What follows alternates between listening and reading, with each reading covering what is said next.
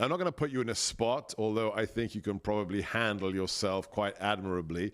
But as I have said here on the show, President Trump has made his decision, Horace. He is going to run. Based upon somebody I know who spoke to him recently, he is leaning towards announcing before the midterms to control the narrative and not after the midterms, after a massive Republican victory.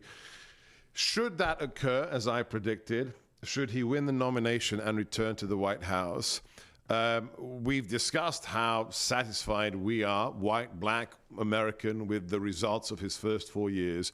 Is there anything he should focus on more or do differently in the next 4 years when it comes to your area of expertise? All right. The biggest threat facing America today, not our foreign adversaries. That's a huge threat. The biggest one is our indebtedness.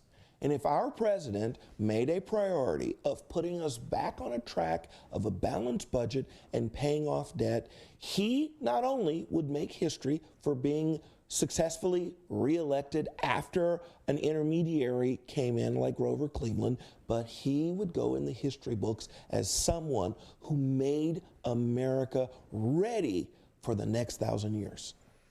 Yeah, it's hard to disagree with that. We need to do something to stop Capitol Hill acting like drunken sailors every couple of years. When it comes to what we've been discussing, race relations, just continue what he is doing, get the state out of the way, or is there something else? Well, see, here's my point. Right now, it's hard for people to appreciate, and that's why when I ask black Americans, what's it like when you go to the bank?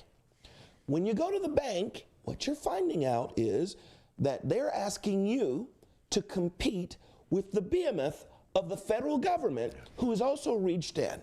And so, instead of talking like Elizabeth Warren does, where she wants a cap of 22% on APR, if my credit record, if I'm a black person and my credit record doesn't allow me to shimmy under the 22%, well, it's just too bad for me. Well, that's not doing me any favors. Right.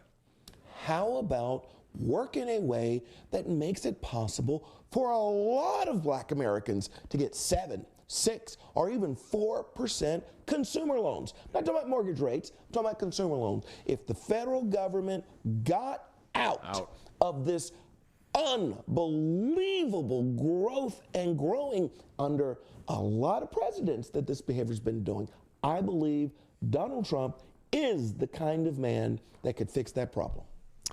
He talks far too much sense. That's why every visit with him is far too short. You can follow him and his colleagues at Project 21 News. The first book is How Trump is Making Black America Great Again. The new book coming out imminently is Put Your Back in Chains, How Biden's Policies Harm Blacks.